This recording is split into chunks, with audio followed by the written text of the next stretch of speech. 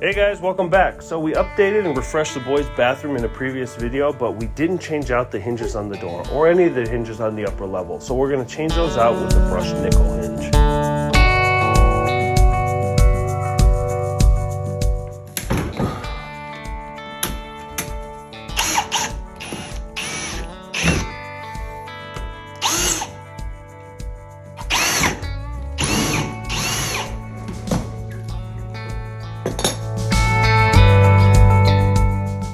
Well, mistakes were made. Now the holes are too big for the screws. So we're going to stuff it full of toothpicks. This is going to act like an anchor. So once you put the screw in, it's going to push against the rest of the wood and secure the screw in place.